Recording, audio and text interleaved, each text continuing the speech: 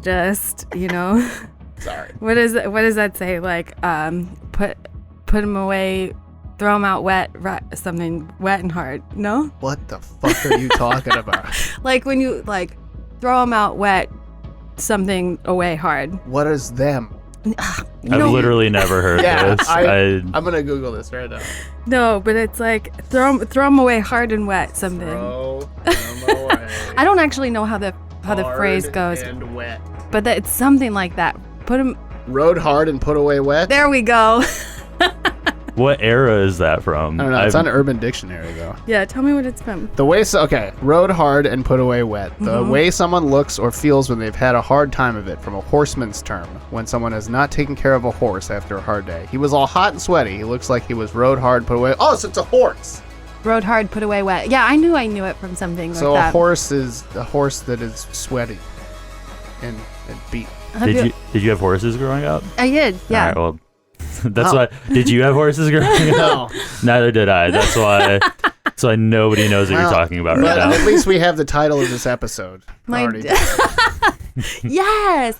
No, my dad's parents, who were Cuban immigrants, had a horse farm in Blythe, California, which is like the southeastern, like mountainy terrain. So it's kind of like desert mountain, and then they just used to raise horses. Mm-hmm.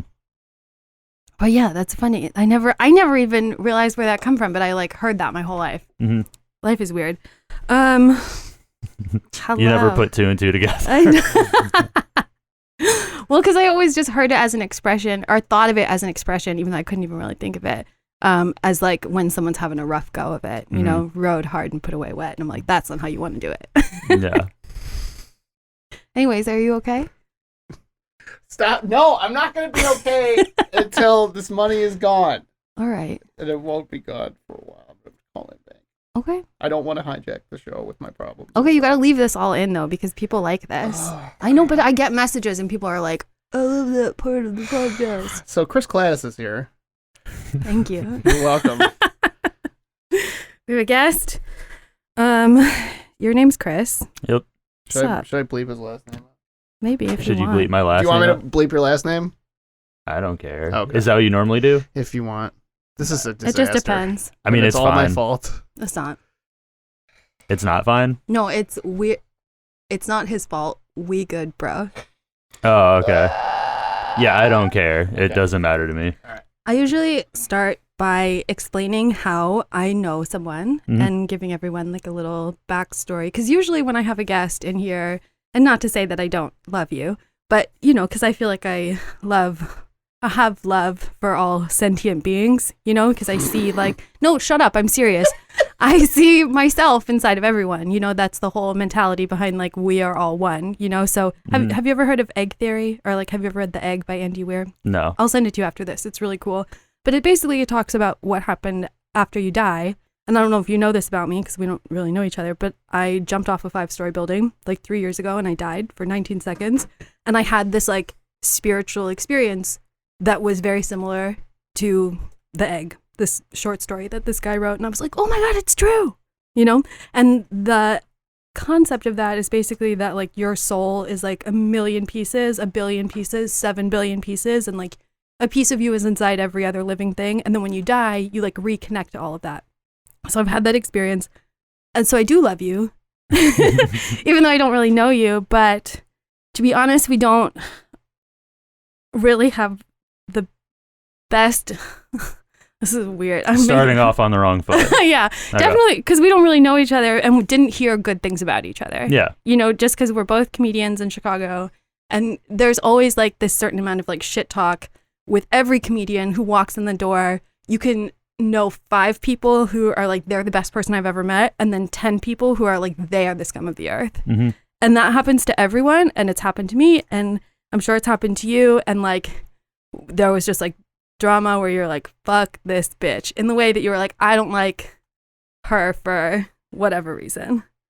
And then that sort of traveled along, and I just heard, before I even met you, heard from people that was oh, that kid hates you. And I was just I mean, in your defense, I don't really care for anybody until I get to know them. I didn't really know anybody involved, and I just assumed I hated everybody in that situation because I didn't need to know any of that. So I was like, I'm just gonna assume I don't like any of these people. Yeah. And that's fair. And you know what? I regret doing what I did. How about that? I regret writing it down and then like putting it out there, you know, because I just feel like that didn't help me or serve me at all. And I was really acting from a place of like hurt and anger, you know? Yeah. And now a year later, I can look back and be like, wow, that was dumb. I wish I hadn't done that, you know? Because sorry. I was just gonna say that's none of my business either, but okay. Yeah. Well, just, you know, because it's like you act a certain way and you think that action is authentic to how you feel. And then in time with anything, like no feeling is final, but then you can look back and be like, wow, that was not the right choice, you know? And then it has prevented me in so many situations from getting to know people on like, you know what I mean? Like ground zero. And instead it's like I meet people where I'm just like, oh my God, does this person hate me? Like, do they think I'm really good at Photoshop? Do they think I'm racist? Like, I don't, you know, like I never know. And then that like prevents me from like living a really authentic life because I don't want to like go places or like see people. I was really nervous to have you here today, but I'm glad you're here because I love you. And I've also heard like cool things about you too. So then it's kind of like as hard too when your worldview is challenged, when you have like an idea about someone and then you hear something else where you're just like, oh wait. And here's actually, I've been following you on Facebook for the last like couple of months or so. I want to say the last like 2 months, and like your posts are fire. I wish I could do that Crystalia thing. What's the Crystalia Yeah, thing? which one? Yeah, you gotta. The one where he's, you know, where he like snaps his fingers against, I guess it's not a Crystalia thing, it's just like a white guy thing where you like snap your fingers against your fingers and you make a sound and it's like an excited. Snapping? Yes. No, not Is that a white thing? Not snapping, but it's like you tap like these two fingers and you like snap this finger against these two and you like. I don't know. I don't like Crystalia. I've always thought he's terrible, so I don't know what he does, and I've never seen anybody do that. So I'm gonna assume that's a thing. Then I'm gonna listen to you on that one. Okay, never mind. Your Facebook posts are fire. I appreciate that. Sorry, I compared it to Crystalia. I'm such a. Oh, I don't. Yeah, it's. Your Facebook posts are fire. You've been doing a lot of good work in the streets. I like respect, admire, and appreciate that. And even though you and I would call our train of thought normal, I would definitely consider you to be a person who is and has been radicalized and is in like the right side of like the frame of mind of like what we need to do to like change the world to make it a better place, you know? So go ahead and tell me your whole life story now. I'm just kidding. You're from Indiana? I am from Indiana. I moved here about a year and a half ago now. So yeah, from Fort Wayne. What did you do out there? I started doing stand-up 2016. I did it a couple times, and then there's been like spaces out in between it. And you're 26, but like you said you didn't finish high school? I didn't. No, I did you stand up? Yeah, right. I dropped out. Well, I stopped going to school. My what's the second year of high school? Is that sophomore? Sophomore. Stopped sophomore year. Damn, that's crazy. How do you know how to read? I don't think you get that from I don't think you get that from any amount of school. I think that's just a thing you learn. But, oh yeah, I know. Yeah. I'm just kidding. No, yeah. Yeah, I mean, it's like, how did you get by without like calculus, you know? I was really religious at the time, and I started working with some people from church. So I started doing flooring at whatever, was that like 15 or 14, second year, whatever that was. I started doing that, and I've just been working since then. That's crazy though. Your parents were just cool with you like dropping out. Did you take an equivalency exam or anything like that? I got my GED like 3 years later. Okay. My mom was not hyped. My dad wasn't around, but I mean, there's not much you can really do in that situation. So I was a piece of shit kid. So I mean, do you have a lot of siblings? I have 3 siblings. I have 2 sisters and a brother, all much older than me. So yeah, not really around too much. Why the gap? Well, Greek people don't stop fucking. And so you're Greek. Yes, I am very much Greek. Sorry. Yeah, I think my mom was 41 when I was born. Whoa. Yeah, so her and my dad did a lot of sex. So, but so all your siblings have the same mother and father? Yeah. Wow. Mm-hmm. That's crazy because usually with like not like a blended family, because usually it is a blended family when you have kids who have such big age gaps, but yours is just because you guys were Greek. So Yeah. your dad wasn't there, but your mom was like, my baby boy, hmm don't do floors in the church. Or did she like that you were so religious? How are you so religious and now you're so radical? Well, I mean, like you said, I don't really, like having similar things. I don't really think it's radical. I just think it's a thing. I don't know. That's how I feel. I think that played into it. I grew up a Jehovah's Witness, and they're pretty, Whoa. yeah, they have a lot of things they do that people think is a little extreme, but I mean, it's That's just a cult, in my opinion. I mean, yeah, like, I don't know. I have like a weird thing with it because on the one, like my sister, who I don't talk to anymore because I got kicked out of it. Oh my God. She would not be who she is without that.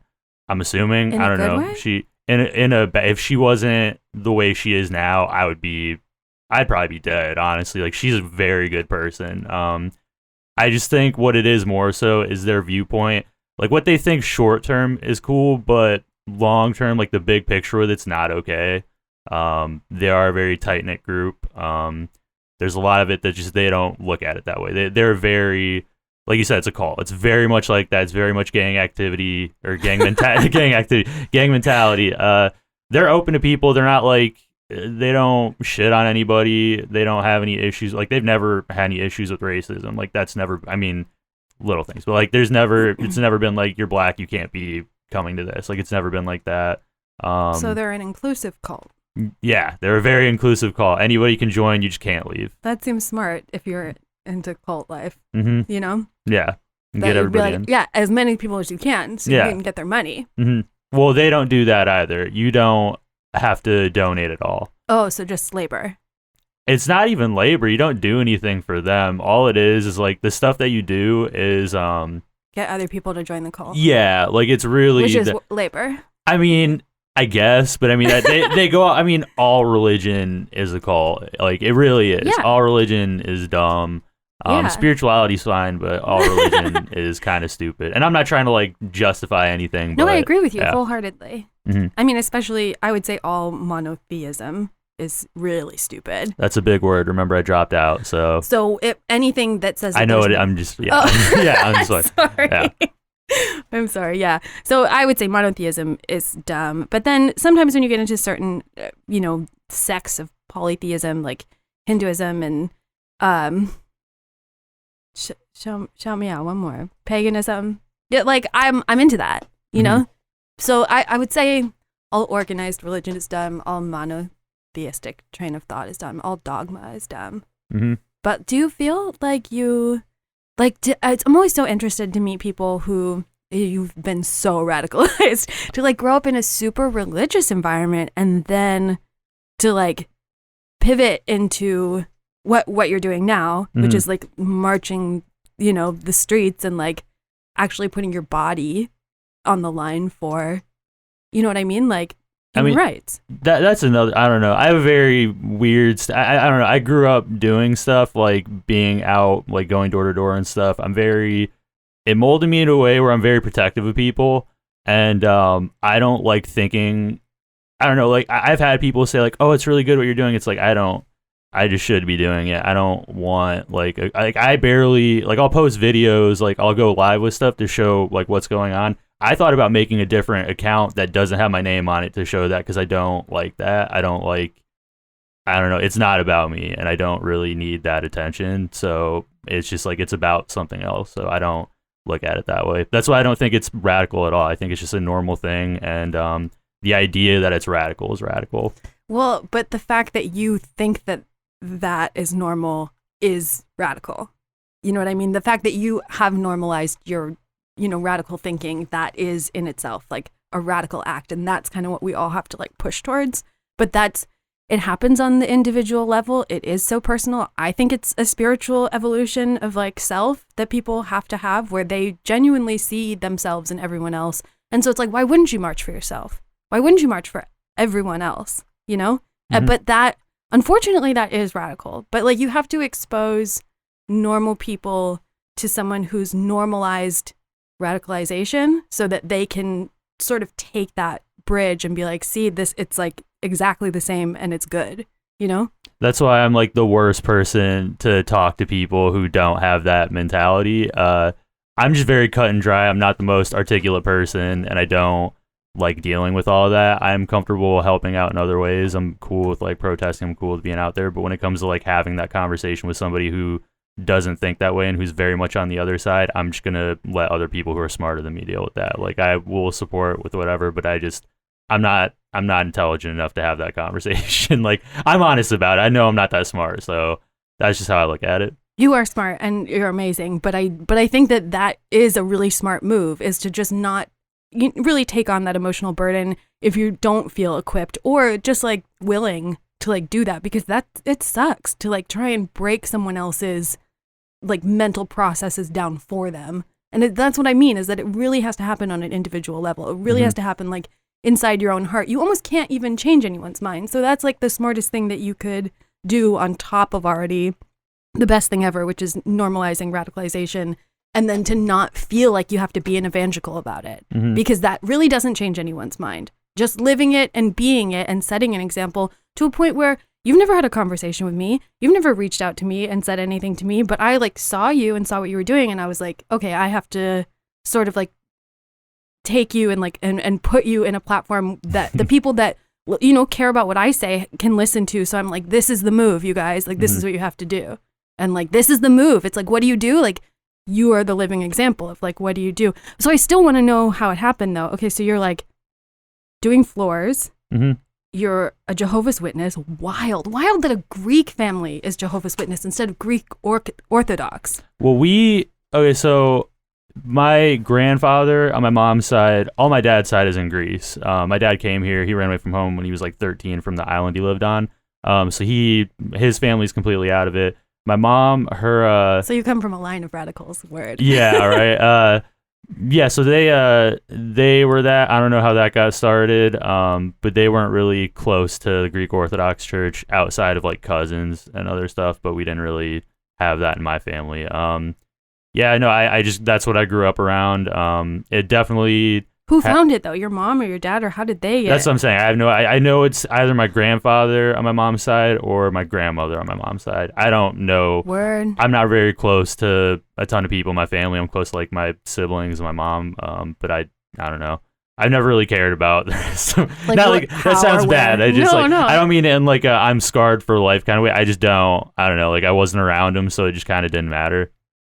I don't know. Yeah, no, that I've just growing up with that, a lot of people asking like, what's it like not celebrating birthdays and stuff? Like, I don't know. Like, I can't really answer that question. Because you don't know the difference. No, I don't. So, but it did mold me in a lot of ways. Like, I'm very protective. I'm not comfortable with people who are very like shady with stuff. That's why I hate comedy. No, I'm very like, I have certain things that came from that it's just molded me today. And like I was saying with my sister, she wouldn't be who she is. And had it not been for my sister being that kind of person, I probably would be dead or something. I had a lot of issues when I was growing up. I was around a lot of bad situations. I put myself in a lot of bad situations. What do you mean? Because I thought you were doing floors and religious. This is when you're like 15. So what happened that put you in bad situations? So I got diagnosed with epilepsy when I was 13, I think, whatever you are in 8th grade. Oh, no. But I had a bunch of issues before that. Like I was having blackouts that we didn't know what it was. Like, so I was having issues with that. And that's so scary. And so much before, like weed was really like, yeah, I didn't start smoking weed. I think the first time I smoked weed, it was in high school, but I didn't like it. Or maybe it was middle school. I don't know. I like didn't really care for it. I didn't care for drinking either. Once I became an adult, I was like, all right, this is pretty cool. But before that, I didn't really have that around, so I didn't really know. But yeah, like I got diagnosed. That messed with me a little bit. I had some acting out issues. I skipped school a lot. I got in trouble in school a lot. I got expelled when I think it was either the end of 7th grade or the beginning of 8th grade. What for? Fighting. Why? It was funny because it was a friend of mine too. We were at the same bus stop, and I had a little Walkman. I was listening to some music, and he was joking around, and like he like bumped into me, and I dropped it, and I snapped on him. I was like, dude, what the fuck is your problem? Like, I don't got money for that right now. I can't afford all that shit. and I yelled at him. He's like, "Oh, you need to relax." I was like, "Fuck you! I don't need to relax. Like, I don't like fuck you. My family's poor. Like, I don't give a shit." And it kind of carried out throughout the day, and we ended up fighting in gym class, and because he got hurt, I was expelled. So There is so much emotional trauma involved with I don't want to like say it like this, but like with being poor, with being a kid and having to be poor and like deal with other kids who are not on the same like socioeconomic level with you, so can't emotionally empathize and also can't empathize because they're children, you know? Mhm. So just like that sucks. I'm sorry. I mean, I don't know. I'm glad I had that just because my dad wasn't around. So even if I had money, I wouldn't have any kind of support with that. And I don't know what the difference is. I just know what I've heard from people who have dads. That I didn't have that really. And I don't know. I think it helped me in a lot of ways because now I'm not like, I've never been super sheltered, even though I was like in a cult. I guess like I still was around a lot of poor people and a lot of people who weren't poor. So like I got to see different things. I know what it's like to have to deal with shit like that. I don't know. It was a learning experience. Yeah, it sucks, but I don't know. Maybe that's just I sound like I'm very numb to it. I don't know if that's like I don't look at it as scarring. It's not good. It didn't have the most positive impact, but I mean, I learned from it, and that's Character building. yeah. I mean, that's the best I could really hope for. So Everything bad that ever happens to you is actually like the best thing that can ever happen to you because it makes you a stronger, more compassionate, more empathetic, more open, capable individual. I mean, unless you die, but Well, even before that, yeah. then, even then, that's not the end. Well, So- yeah, you know. Exactly. Yeah. So, okay, so then you're 15, Mhm. you're doing floors, you're in this cult, and then, but so you don't start comedy for like a while later. I didn't start doing stand up till I was 2016. I'm 27 now, so whatever that 23, whatever the math is. Yeah. Yeah, 4 years ago. Yeah, so I was 23. So Yeah, what happened to that 23. like 7 years between, actually I can do math. Mhm, yeah. Those 8 years Mhm. between doing floors and then starting comedy. Like, where's the shit that made you, Start comedy, or what do you mean? you know? Oh, just me. Oh, Yeah. I don't know. I still would say that was a big foundation for who I am. I don't think I've changed. Like I think more so my actions changed than I did think my ideology changed. I never fully bought into the religion itself. I just bought into the idea of faith and the idea of community, not to the extreme they did. But I think I just learned off that. So I don't think I grew too much as a person. That's what I'm saying. Well, I don't know. That's beautiful. But you said you went to juvie 4 times? Yeah, so like I said, I got expelled when I was younger. Mhm. I had a lot of behavioral issues. I don't know if it's weird to bring up being molested on this, but I was molested when I was a kid. So I don't know if that's is that not okay? I don't know if that's, No, I didn't. I cannot believe I just laughed like that after what you just said. I mean, I don't care. I laugh about it. So. No, but that's like, I mean, that's pretty much like the first episode of the podcast, you know? And I went to jail over 100 times and went to prison for 11 months. Do you still molest people, or did you learn your lesson? No, I was raped when I was 5, Hmm. and my dad killed the guy who raped me, like in front of me, right after it happened. It was just a very traumatizing experience, and I don't think I was ever, like, I was never okay, Mm-hmm. And then I never figured out how to be okay until I jumped off a building. Mm. And then, even then, I don't feel like I figured it out, but I feel like I'm doing something right now that's really positive where, I've tried a bunch of different kinds of therapy. I've definitely like made all the mistakes over and over again, but now I have this project that I really care about, and people seem to respond to it really well. That makes them feel something, like connected to something, and feel a cathartic experience just by hearing someone else talk about it and being like, wow, I didn't know anyone could be so open about something. And it took me, 26 years to tell anyone what happened, so it's just kind of like, ja feel.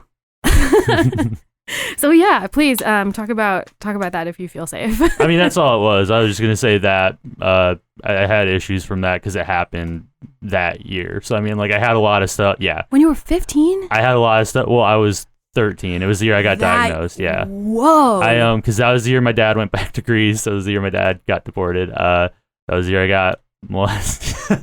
Yeah, it was a weird year. And then I got diagnosed with epilepsy all in the same amount of time. Well, Andrew, like your voice is changing. You're getting boners all the time. You're getting like your hormones are changing. Like just physiologically, that's a big year. Mm-hmm. On top of this compounded interest of being like forever changed as a human being, Mm-hmm. you know? And then going to juvie 4 times. I went to juvie once, Mm-hmm. but like, what? It's a weird thing to do when you're young. Yeah. It's not. Did you- Juvie is not a good thing. Were they all shorter stays? The first time I was arrested, I was in there for a month and a half. Damn. Yeah, and I obviously you would expect the shorter to be better, which is true as I learned as an adult, and from being arrested more times in juvie after that.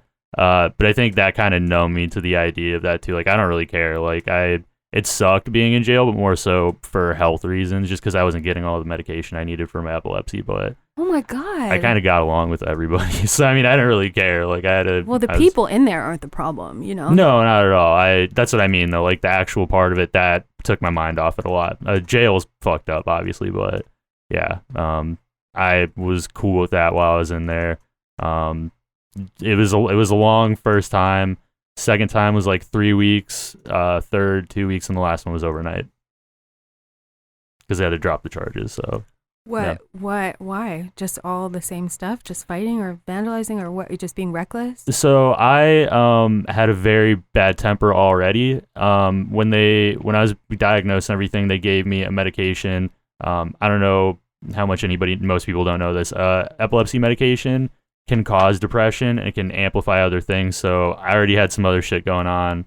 I've been diagnosed with depression since then. So then you add that to it and it's like a whole storm of crazy shit. And I just had some issues. I got into a fight with somebody and I broke some property. So I had battery and criminal mischief the first time I went to jail or juvie. And So you had a bad day. Yeah, I had a bad day. Let's fuck your life up forever. pretty much, yeah. That was not a good day. It got easier from there just because I was used to it at that point. Like the first time was so long, I didn't really care. 3 weeks, like, you know, it got easier. So yeah, it wasn't Which a good is time. also fucked up as a kid to have Mhm. to experience that. You went through so much at a young age. No wonder you started comedy when you were No wonder I'm 23. so fucked up. Well, Yeah. you said you went to jail 3 times too. Was that before comedy or you know, did it middle? That was all after. Or Really? no. One time was before, and then the other 2 times were after comedy. Because I got out of jail like 2 months before I moved here. And then before that, it was like earlier that year. That was only for like 2 weeks or something, or week and a half, 2 weeks, something like that. And then the other time was overnight too. So What were those for, if you don't mind me asking? okay, so the first one, I used to skateboard. I still do sometimes, but I had a trespassing charge because we hopped the fence during winter and we're skating the park. And they only arrested me because I lied about being in there. They were like, they let other people go, but because I was kind of being a dick about it, they arrested me. But I got out overnight because it wasn't a big deal. It's badass. Trespassing is a badass thing to get arrested for. That's like the worst thing to get. It's such like it's like the most pussy thing to get arrested for. I Why? feel like No, you're like, no, they said I couldn't be here and I did it anyway. that's why it's the most pussy thing. That's like such a weird thing to say. Like, oh, I went somewhere I wasn't supposed to. Like that doesn't. That I don't know. I don't think it's that. That's like the most embarrassing one. The second time was November 2017. Yeah, Oh, November. recently. That's what I was saying. I got out of jail like 2 months or something before I moved to Chicago. So like everything kind of happened quickly. Well, what Um, happened? I was having so it's a whole another thing again too. When you again, epilepsy medicine causes depression. I already had depression issues and I started taking this new one because I was having seizures again. And I was suicidal. I tried to kill myself twice, and I had an issue happen with that where I had a warrant from one of the times I got arrested. Didn't go to jail that time. I went to this behavioral center. I was there like for the weekend. Second time was like for a week or something. But I had charges, resisting arrest charges that they weren't going to file given the circumstances. And then they did later on when they were serving a warrant for something else. And that was the third time I got arrested. Or no, that was the second time I fully got arrested. Which led to the third one. Do you want me to start on that, or do you have other questions beforehand? I don't want to jump too quick. I mean, that's so fucked up and Mhm. so crazy. Why do you feel like they brought the charges up, like, again, just to, like, be dicks? Or, like... I had other stuff going on. I mean, whenever it involves like resisting or anything towards police, they're not happy about it. So Right, they right. knew, yeah, they knew I wasn't doing anything. Like they said that originally they said they weren't going to do the charges if I was doing stuff to like show I was trying to be healthier. Wasn't going to any like psychology appointments or anything. I wasn't doing shit like that. I You didn't weren't really playing care. ball. Was not playing ball. Yeah, they hate that. They don't like that. So they were serving a warrant for they were serving a warrant for that, and did not know that I even had that warrant. The reason that they were serving it at that time was I just tried to commit suicide again.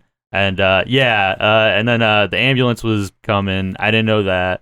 The police showed up first because a safety thing, I guess. They came in, and I didn't know they were coming. And I was at my at the time fiance's place, and they came You were in engaged? very briefly, an embarrassingly short amount of time. Sorry, I'm crying. I'm just upset. I didn't realize you were crying. It's dark in here. I don't know. So they showed up. She wasn't at home. It was just me. They come in the house. I didn't hear them announce themselves. It's like the middle of winter. They're just wearing these big coats. I just see a dude say, "Get the fuck on the ground," or "Get the fuck outside," whatever it was. Didn't know he was a cop. So my mind frame was, and again, this goes back to the protective personality thing. I was like, I'm in my fiance's place. I don't know who this dude is. He's giving orders. He's got a gun. I don't care. So we were close enough to each other that I just jumped at him, and I knocked the gun. It was a really swift thing. Like I knocked the gun away, and then I wrapped him up, and I slammed him on the coffee table. And That's amazing. it's not a good thing. I used to think that too. Yeah. I'm sorry, I don't mean to laugh, but like, No, that's an amazing story. I mean, it's insane. I'm lucky that his partner I think his partner was new because he only had a taser. Otherwise, I would be dead. He tried to shoot me with the taser and he missed. And I didn't even know he had a taser. I didn't know. What idiots! Yeah. No, it was a weird thing. But they Not just make you less amazing, but like what buffoons? I don't know. I don't think it's amazing. I think it was just dumb. I think it was a bad idea that I used to. Okay, we're gonna because I'll get into it later. I'll expand on that. But yeah, it happened really quick. He missed tasing me, so he started booting me in the back of the head while I'm choking his partner. And I eventually let go. They kicked my ass and they cuffed me. They didn't say they were cops, and I just started talking shit when they were bringing me downstairs. I was like, "Oh, you fucked up. Like, you didn't say it. I'm going to be done. Like, fuck you guys." And they hit my head on the concrete wall because I kept talking shit, and they weren't happy about that. And then they were bringing me to the car, and I just kept talking shit. Like, the guy who I It's choked. almost like they have fragile egos or something. Well, yeah, you have to be... Yeah, you're not doing that job if you're confident in yourself. I know. But I just started saying shit. I was like, "Fuck you, fuck your wife, fuck your partner, fuck your family, fuck whatever you believe in." Oh, that's And, beautiful. They weren't happy about that. So I got arrested that time. That was a 2-week period because I didn't have anything. Like I had the prior arrest for the skateboarding thing, but that wasn't that was before. There was another skateboarding thing that happened that I got arrested for, but that was also overnight. So I didn't have anything real on my record, so I was able to get bonded out. Yeah, it was just weird. I was on this thing called pre-trial. So what that is it's not like probation, but you have to stay there. You have to check in, drug tests and all that stuff. And oh, wow. Yeah, and then I violated that again. With a dirty drop for weed?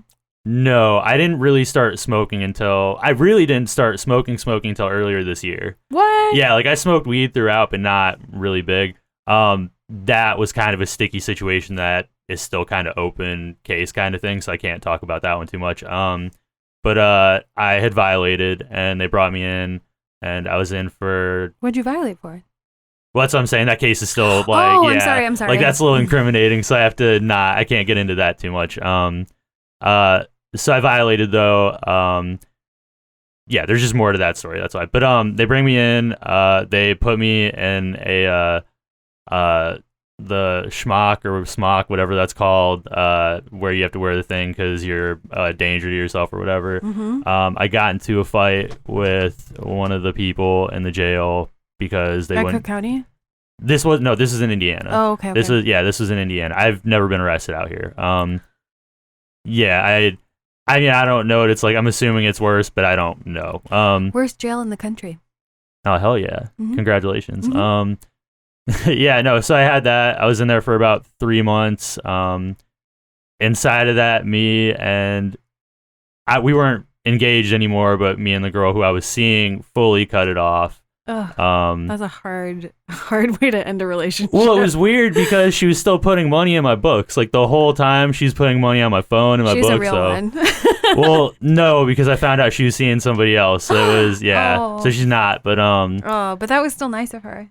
yeah, I guess. I mean, yeah, I didn't really need it, but yeah. Oh, So I was in there for about guilty of her. yeah, I don't know what it was. She's a bitch. I don't feel bad saying that she is. It's okay. She's a bitch. Yeah, I mean, I don't. I mean, I'm like not a great person either, but I mean, she's a bitch and she doesn't know it. That's why she's a bitch. She's not Right. aware. Right. So yeah, I'm in there for about 3 months. I take a plea deal. If I violate this probation, I go to prison for 3 more years. Yeah, good times.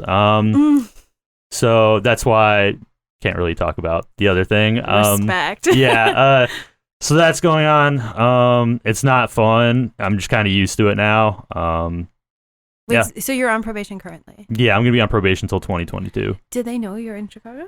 Yeah, I had to go through a whole process. Yeah, like to I get had it to. moved. So do you do your probation here now? Yeah, I have to go to the Cook County Courthouse once a month to check in. Now they do drug tests, but they don't care about weed because it's legal now. Word. Yeah, right. That's amazing. Yeah, it's pretty nice. Puppies. But Sorry.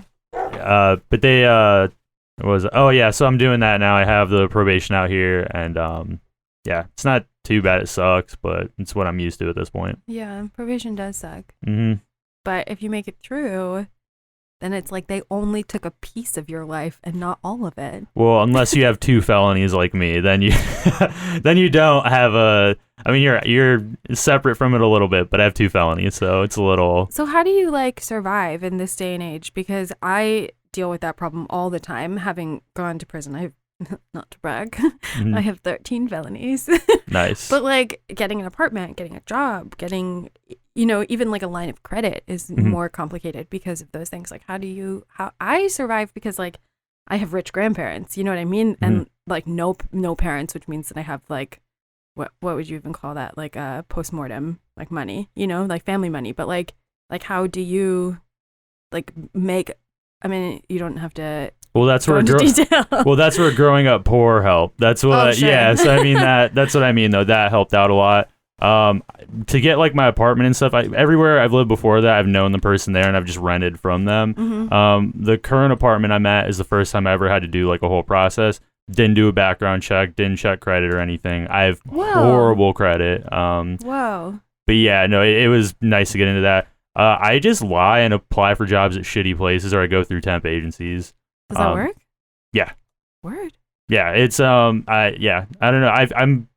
That's always been my experience at least. I don't know about other people, but I've gotten away with that since felonies landed since last year, 2018. But So just yeah. working the system, I guess. yeah, pretty much. So yeah, it's not really that. I mean, it's not easy, but if you're, I don't know, growing up poor, that helps. If you have other means of income and you're comfortable working shitty jobs, then yeah, it happens. So back to getting. I jumped really far ahead. Yeah, sorry. No, you're so good. I do want to kind of because even though maybe you don't see it, I do want to touch on the moments in time through, juvie to stand-up comedy to your most recent arrest, like the things that you saw and did that helped you, and growing up poor is like one of them that helped you to radicalize and like your spirit of like conscious mental evolution. So like when did you stop really, you never believed in like the Jehovah's Witness religion, or when did you really like lose your faith in that? I mean, I believed in it in the sense that I liked the comfort of having like the idea of community, the idea of having these people who had my back and I had their back. That felt good. I would volunteer for stuff that none of it's required or anything. I would volunteer for stuff. I could never give money because I was poor, but I'd volunteer to help with stuff. Flooring, I would help do that if there was like a place that was being built since I knew how to do it. Yeah, I would help out with that. So you've just inherently known that like living a life of service is like a spiritual act. You've always felt that way. I haven't thought of it as a spiritual act. I just, again, like I looked at it as more of like it is though. I mean, I'm not saying I disagree. I'm just saying I've never thought about it like that. I just look at it like that's what I'm used to. Just like I like helping people. I've been around people who've liked helping other people. So that's just like the normal for me. That's beautiful. That's amazing. So you're right though. It's almost like you were never radicalized. You were just born radical. I'm just comfortable. I don't know. Yeah, I don't know. I'm just comfortable. I just exist. I don't know. That sounded really corny. I didn't mean it like that. Not comfortable, but like you see value in the human spirit, and you see purpose in that. You know, like your purpose is to like help people and like to sort of like share and facilitate like resources for people who have less. You know, which is why like you don't have money, but it's like obviously I can like give my body. You know, which is like living a life of service, literally, which is truly the most. I don't know. I know people don't like this word, but it's like the most like holy thing you can do is to like give your body to like the greater good, which is what you do now every time you protest and every time you like, you know what I mean? Like have a radical thought that you share with people who are less radical and normalizing that. I just think people who disagree are radical. I know like I've said like the normalizing with it, but I just think anybody who is ignorant like that is just dumb. Of course. I mean, so I mean, again, like that's, you know, I just don't think it's radical. So I'm not trying to like disagree or anything. I'm just like, no, I just want to point that out that I don't know. That's just where I stand on that. That's cool though. But like when did you officially like lose your faith in the Jehovah's Witness religion cult and then sort of switch to whatever you are now, which I would just say like a humanist? What would you call yourself? I mean, I'm agnostic if I had to pick anything. I think the idea of faith is cool. I hope there's something. I just don't think we know what it is. I think the idea of us fathoming something like that is stupid. Just because we're small, we're nothing. We're just dust. It's not a big deal. Yeah, I don't really have another way to say it, but again, I'm not articulate, so that's dust that matters though. Dust that you're willing to give your life for. Dust that you're willing to give your time and your body and the most important aspects of who you are for. So like, yeah, you call it dust, but like magical dust. Well, I mean, in the grand scheme of things, I mean, as it pertains to us, yeah, because we're also dust. We're another thing too, but I just mean like in the grand scheme of things, like I don't think we could ever grasp the idea of something creating everything. So I would never say I believe in like a god, but I mean, spirituality seems like a cool thing. It brings people together. Could you feel comfortable calling it source energy? Puppies. Sorry. I just like, I don't know about that. It's just a thing. I don't think it's like an internal thing or whatever. I don't think it's anything like that. I just think it's not like, something you feel inside your heart and soul. If not you really. hate that word. I mean, I don't know. Well, again, like the soul thing. Do you feel like you have a soul? I just think that's how the brain processes things. Like when you're saying like how you had like the experience like when you briefly died. I just think our brains are crazy and they're just like trying to figure out what's going on. I don't really think it's necessarily a soul thing. I mean, what do you think about DMT? I've never done DMT. I want to do it. Do you want to? I can't right now, but I mean, at some point, yeah, I would like to do that. I don't think they would drug test you for that. I mean, I won't right now because we're doing like the quarantine. You don't have to go in for anything. Oh, word. Yeah, so I wouldn't. I mean, I don't have it on me, but I'm just saying, like, I. Oh, okay. You know? I thought you were saying right now. I was like, I definitely don't want to do that right now. But wouldn't that be funny? Would you let me do that? Yeah. Yes. Come do DMT in this room. People. Okay, but I mean, but then we could like record it, you know? Bro, Joe Rogan does shit all the time. Let's fucking. He's no better than us. Fuck him. Well, I mean, he's making hundreds of millions of dollars too. So if he's comfortable doing shit on his, then yeah, come on, Spotify, throw some of that DMT money. Yeah. Well, a listener recently said, this is weird, but he said that he was going to send me a gram of DMT, but he wants, this is so weird. He wants me to send him a video of me having an orgasm, like filming it, And he has told me that he mailed it, but I don't know if I'm actually going to do that or not. But I will have a gram of DMT very soon from someone who listens to the podcast. Is that weird? That is weird. That's a weird trade. Hey man, in this economy, he kind of knows me. He went to my college, but I haven't seen him in. You know what I mean? I would just ask him if he has a Venmo. Honestly, I wouldn't send anybody a thing immediately. I don't know. You do you, but well, he's kind of like a heady hippie in the mountains who just asks you for nudes for drugs.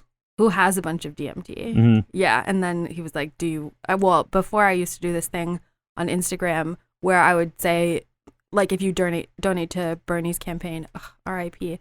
If you donate to Bernie's campaign, I'll send you a nude. And so people would send me receipts of their donations, and then I just and so I did that exchange with him once before. Well, you remember that girl from Australia who was oh yeah, her thing got taken down or whatever. Well, no, she raised how much, $1 million or some crazy number like that. Yeah, but she got taken off Twitter, I thought, right? Or was it Instagram? Yeah, it was IG. Okay, yeah, I thought she got taken off some. But also, for the record, I wasn't judging you for that. I didn't want it to sound judgy. I'm just saying that's... No, sex work is work. Yeah, and I don't even know if I would call that sex work. But, and I also, if he sends me a gram of DMT, I don't feel obligated to send him a video. If I feel kindness in my heart. That's all I was saying. Is that's a weird thing to approach somebody else with. That's my point with it. I mean, I don't really... Again, that's your business, not mine, but... Yeah, they just I was kind of surprised that. I think that's just an interesting and cool exchange versus the normal. Here's money. Yeah. For sex, you know. Mm-hmm. It's this is here's God. Well, more so, it's just weird to me because I've never paid for nudes. I would never. I don't. Again, people who make money off the OnlyFans, cool, good for them. That's cool. I just would never do that because I don't. Right. I don't know. I just nudes are cool, but I'm not going to spend money on it. It's there are plenty of... Well, there's a lot of free porn on the internet, I've heard. Is that a thing? I believe so. I'll do some research on that. That's what he's doing right now. He's Googling porn. Found it. There is indeed some, if not a bunch of free porn. Yeah, see? Nice. So yeah, it doesn't really make sense to me either, but I think it's more titillating when it's someone you know, but it's the experience. Don't know them. Yeah, it's the experience. Whenever you see somebody with a crazy name, I don't know porn stars' names. Sasha Grey. There you go. That's a weird name. That's not just. I can't even think of a normal name. I don't want to say somebody's name and then that's somebody who actually has a thing. No, that's it's a little different because it's so business transaction-y. Whereas if you know the person or you have an idea that this person. Or that they are a person kind of thing. There's more humanized with it. It's totally different. So I understand that. But at the same time, I would never pay for anything like that. I don't know. Maybe I'm just not horny enough. Maybe it's just I don't like spending money. I don't know. Are you on antidepressants? No. Well. That's where I was actually, when you have epilepsy, antidepressants cause seizures. So no. And epilepsy medication causes depression. So have you it's ever researched RSO or Charlotte's Web or really heavy cannabis oil to use? Well, I started taking CBD oil. I help with this stuff. I've been doing CBD oil for years. Before it was legal in Indiana, or before it was okay in Indiana, I would drive up to Michigan to buy some.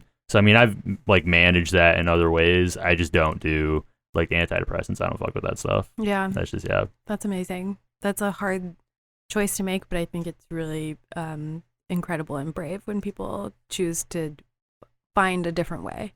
You know, just because most of the antidepressants today at market research hold a 40% effective rate, which the placebo effect is 37%. So I didn't even know that. That's crazy. Yeah. I did not even know that. Yeah, so it's just kind of what are we doing? Making money. That's what they're doing, man. So when did you lose your faith? I was probably I started to not go to church as much when I was probably maybe 18 or something. It started off when I was 16. I kind of lost the idea of it, but I would still do things. I was doing more in the church. I would go door to door. I would do up to 40, 50 hours a month, depending on the month. Why whether it was so much? Did you get credit, or how did they compensate you? Were you elevated in the church? No. Well, I mean, all it is think about it. The idea when they talk about in Christianity, oh, Jesus was preaching and stuff. It's that's what you're supposed to do if you genuinely follow the Bible. So that's what they were doing. There's no like reward other than you're making God happy kind of thing. Like they don't pay for anything for you. They don't do anything like that. Like it's spiritual literally brownie points. Yeah, it's spiritual brownie points. Yeah. So Word. I never understood it like that, but that makes sense, you know? that's how they did it. Yeah. But I started to lose it pretty early. I got kicked out of it when I was Got kicked out of Jehovah's Witness cult. because what you can't do is drugs and premarital sex, and Ooh, those are fun things to do when you're a teenager. those are very fun. Well, so let's see, that was 26 now, so it's 2015. Or no, it's 20. Oh shit! It was actually the year that I got that I started doing stand up. That's crazy. I totally forgot that. I got kicked out because I admitted to doing coke and having sex, and I was like, "Oh, I feel bad. I want to get back into the church." And they're like, "All right, we gotta." Who'd you admit it to? The people who like, okay, so they have like, it's not levels like what people would call like a pastor or a priest or something. They call them elders, which sounds really creepy for like so culty. It's yeah, I know, like that's what I'm saying. Like at the time, you don't think of it like that, but like now in hindsight, you're like, oh, that's really weird. They have like a whole discussion about it. They do their little thing, and they decided that I was not okay to, identify as that. Bad influence? Yeah, I was that's the other thing they have. A suppressive person? This is sounding very Scientology-esque. Yeah, I mean, I don't know anything about Scientology, so I'm just going to assume you're right. I'm just going to defer to you on that. So I got kicked out because of that, and then I thought I was going to go back to it, and I didn't. And why did you think you were going to go back? I mean, that was all I knew. Like, I mean, I grew up with that. Other things that I didn't grow up with, like, I'm sure it would be weird if you stopped celebrating birthdays out of like holidays or something out of nowhere. I don't know, maybe. When is your birthday? July 31st. Do you celebrate them now? Like once. I had like a full party once. Like I'll go drinking with friends, or I used to when I drank, but I would go drinking with friends, but I only had one full-on birthday party, and it was a very awful experience. I had the person I was engaged to, that bitch. She was a little more she's a little more what's a good way to say it? Cunty? She was a pervert. She was a pervert. She was very. Was she Jehovah's Witness too? No, she was not. She was Catholic. Of course. She was So she it was really awkward because she didn't know too many of my friends. She was 4 years younger than me, so she wasn't around everybody I was around. She invited her friends. It was a surprise party, and her Catholic schoolgirl slut. No. She didn't hang out with Catholics like that. She hung out with sluts, but not Catholic ones. No, her friends came, and then some of my friends who she like had to look up on the internet came, and which is cool to see them. But she was getting the cake out and everything. I hadn't seen her or anything. The cake said "Happy Birthday, Daddy," and that was one of the words. That's to why you? Yeah, that's not even zaddy, just like a full daddy. To daddy. And did she call you daddy? Not in like a in bed, but not in like not like in a way, not like those creepy people who do. I will judge somebody who does the thing where they're like pretend to be a kid. No, yeah, no, you know what I mean. Like the people who like pretend to be kids and stuff. Not like that. Not role play. Not like role play. She just was just in like a fun like you're getting it from the back, like give it to me, daddy kind of. But way. like constantly. Yeah. But she called you that all the time? Yeah. Not like every single time, but I mean like she would slip it in. In like a pet name. Yeah, but it was still uncomfortable because I'm not super. Like she did it during sex or outside of sex? Outside of sex too. She did it during. That's what I'm saying. That's though. So weird. Yeah. No offense. I mean, to her. I was. That well, bitch. I'm not gonna lie. It's kind of hot, but like it's it's still creepy though. Like knowing that. I don't know. I've always thought that was weird, but my dad died when I was young, so I feel weird when guys are like, "Call me daddy." I'm just like, like I used to call my dad daddy, so like that's weird for me. Yeah, but he's dead, so who cares? It's not gonna hurt his feelings. I mean, that hurts my feelings. Why? He's dead. Exactly. You're not gonna hurt his feelings. So that's selfish of you, really. I guess. That's selfish of you. Like you're not putting your dad's feelings at the forefront. This is all about you. I don't know. I don't feel like he'd like it either. I mean, you don't. You'll never find out. That's true. That's true. Yeah, no. So she was into that. The cake said "Happy Birthday, Daddy," and I was not. I mean, I didn't say anything. I wasn't. What are you gonna say? You're just like, oh, this is weird. My friends are here. Yeah, so I just kind of had to like, oh yeah, like, but I was not comfortable with that. That was the last time I had like any kind like that was the only and last time I ever had like a cake, like a full thing like that. Ever since then, it's just been, drinking. So, yeah. Bummer. Weird. I mean, I don't know. Again, I don't know any different. So I Yeah. wouldn't. The only birthday experience I've had was terrible. So that's Birthdays are Yeah. usually terrible, and I think that they're very often overrated, and people who make a big deal about their birthday are like the most annoying kind of person. But then it's always really nice Mhm. when someone like remembers your birthday and does something nice for you, and you're like, oh wow, you really care about me because like you remember this arbitrary date Mhm. in time and space and decided to celebrate me for Mhm. no other reason than the fact that I exist. Mhm. So it's like I do think birthdays are cool when someone else cares about them. Yeah, I'm cool with celebrating them for other people, but for me, I just don't. If somebody's gonna buy me a shot or something, that's cool. But like a whole cake and like getting people to, I don't know. That's just, I don't want that. Do you like your birthday? No, I'm old. Doesn't matter anymore. How old are you? 35 this year. Damn. When's your birthday? October. Okay. Week before Halloween. I like the week. Tight week. Because you do you like to Meaningless dress up? day. Wait, what's your background? What do you mean? Like, Ethnically? yeah, like you Russian. It is you- a fucking mess, bro. All right, sounds like you're gonna die young I am then, so you don't gotta worry. I'm about it. half white, and I am the other shit is Chinese, Japanese, Native American. Is that true? Or are you like doing a I'm little bit right dead now? serious. Okay, you're dead serious. Dead Okay. serious. If you All saw right. a picture of my Chi- brother, you'd shit your Chinese? pants. Yeah, I didn't Okay. know that. my brother got all the Asian shit. All right. I don't know. I look yeah. like typical white over here, but he's. I never would have guessed. I was just gonna say white people have a short life expectancy. I thought so. You I'm wouldn't have gonna to worry live about fucking it. forever, bro. It's Yeah. gonna be boring for another 100 years for me. That sounds fun. Yeah, can't wait. All you'll do in that time is count all the money that we don't have, and Yep. and so, I don't know if I was putting you on blast with that one, but no, you're a good guy. I have too much money right now, and it's a problem for me, and I need to contact my bank and find out why. So, Mhm. Weird flex, but okay. yeah, thank you. Yes. So you left the church. Yeah, I did. I mean, they kicked me out. I didn't go back. I just And this is when you're about 18, 20, between 18 and 20. Well, no, it was 2016. It was the beginning of 2016, so fall Whoa, or winter so of you've 2015. only been out of this cult for like a pretty short time. Mhm. Do you think you'll ever go back? Probably not. I mean, I can't say. I mean, I don't know. Like, I'm not gonna say completely no. I don't plan on it, and I have no desire to. But I mean, But your family's still in it. only my sister and my mom. My other sister and my brother aren't in it. Nobody on my dad's side, and everyone else I'm related to is Greek Orthodox. Are you guys all chill with each other, even though you don't? I can't talk to him. Like, the only time I'm able to talk to him is if something bad happens. Isn't like, that fucked up to you? I mean, I'm used to it now. It was fucked up at first, but It doesn't hurt your feelings. I mean, it hurts does. my feelings. I mean, it's not good. Like, I miss my sister a lot. Like I said, she was a big impact on me not turning out to be a huge piece of shit or dying or something. But it doesn't feel good not talking. But I'm kind of like I'm used to it now. No, but Um, what if something bad happens to someone and then you have wasted all this time for what?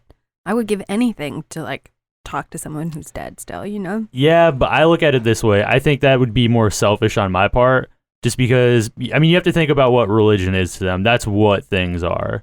Like, that is how, like, their entire belief is the whole shit they believe in. I would rather respect that for them than be like, no, all you guys have to accommodate me. I mean, that's just how I look at it. I don't really, Very stoic. yeah. Do you feel I like guess, I don't know. your upbringing like prepared you for like that kind of, you know, like Not 'cause for you, that, no. Well, did you always knew that if you left that you wouldn't have a relationship with them? I never planned on leaving though, and that's the thing. Nobody in my family So got kicked out. culty. Like, no, like the thing is, like, if you get kicked out, you're shunned. But if you just leave on your own, you're not shunned. Like, because you weren't. Like, Oh. the whole thing is like you don't get baptized when you're a kid. You get baptized after you you have to study a bunch of stuff. Like, they talk to you. They have to make sure you're like you know what you're doing. They don't want you to just jump into something without you realizing what you're doing. And Were you baptized? yeah, that's why, because I got kicked out. You can't get kicked out if you're not baptized. You just don't come back, or you stop going or whatever. But I was baptized and then I got kicked out. Whoa. So that, I don't know. Like, I'm just used to that now. And then I became a gnarly alcoholic, and To cope with the fact that you were not able to communicate with your family? I just didn't drink a ton when I was younger. I found out it was fun. I don't know if it was like a coping thing. I started drinking and all my friends drank because there's nothing to do in a small town. So like Fort Wayne's the second biggest city in Indiana. Like that's not very big. Like it's a small city. What is the coping mechanism though to deal with your whatever experience? I mean, I guess, yeah. That's what I've been told. I don't know. I don't know. I just like it's just what happened. So yeah, I've just been doing that. I talk to him from time to time if something bad happens. I found out my mom she's 67 or 68 now. Doing the math on that. Oh shit, she's almost 69. Do you feel like it's harder? Yeah, right. It's harder to remember birthdays without having traditional celebrations? Yeah, I never remember anybody's birthday. Like that's the one thing that's good about Facebook is knowing when somebody's birthday is. Like otherwise Facebook is stupid, social media is dumb. Mm-hmm. But no, that I don't remember anything like that. But where was I going with that? I just forgot where we were at. It's almost your mom's birthday. Yeah, okay. So yeah, it was almost my mom's birthday. No, but she I found out she was exposed to COVID and like she's old, so that's very dangerous. And she was quarantined for a couple weeks. Turned out she was okay, but I only found that out afterwards. And I found that out because my brother, who's not a part of it, told me about it. So I was like, man, that would have been weird. Like finding out your mom's dead, like that would have been a weird thing. But that hurts my feelings. I'm sorry. Why? I don't know. That just makes me sad. That doesn't make you sad? I mean, it wasn't cool, but I'm not gonna like trip out too hard on it. I don't know. Like it's just that's what I'm used to now. So. Yeah, I'm sorry though. Yeah. All right. I appreciate that. Well, how do you feel like you're like coping now with everything that's happening in the world? And like, I don't know. I would feel like a massive separation if I wasn't allowed to talk to two of the people that I feel like are the closest they could possibly be to you. Well, I mean, I have supportive friends. I met people while I was incarcerated that really, they just like learning from their life experiences, telling me the things they were around, because a bunch of them spent most of their life in jail.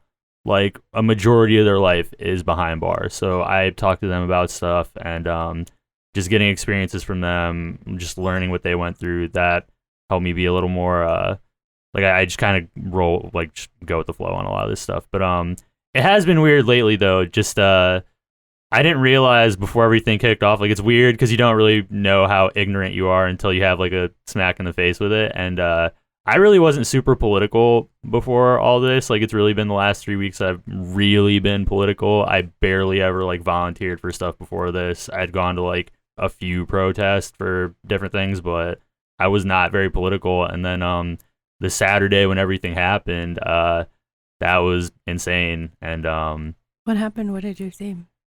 Well, that was when everything kicked off. That was when I mean, I got there early, and at first it was chill because I rode there with a comic friend. He dropped me off, and he did like the caravan for a little bit, and like we walked around. Everything seemed cool. And then we walked peaceful, over. chill. Everyone was just being. Everyone was chill at first, where we were at, and then I walked over where Trump Tower is, the building across from it. Yeah. And I was like, oh, this isn't okay. People are throwing shit at the cops. Cops are going wild. That's where I saw it really pop off too. That's where I was up front with that. That's where I got clubbed a few times. That was damn for just being there. Well, so they have a strategy with this. I mean, all that shit's like psychological. What they do when it's like up front, close to them, they go after the smallest people first. So like they were going out because people, I think it's really dumb when people bring kids or even teenagers to that stuff. Of course. And I know some people are very like, oh no, they should see this and that. It's like they can see it from the car.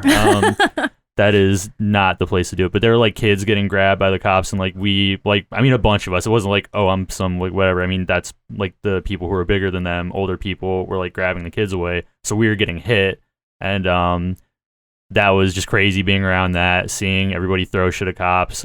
We were throwing shit. I mean, they're not gonna. I don't care. I can admit that, right?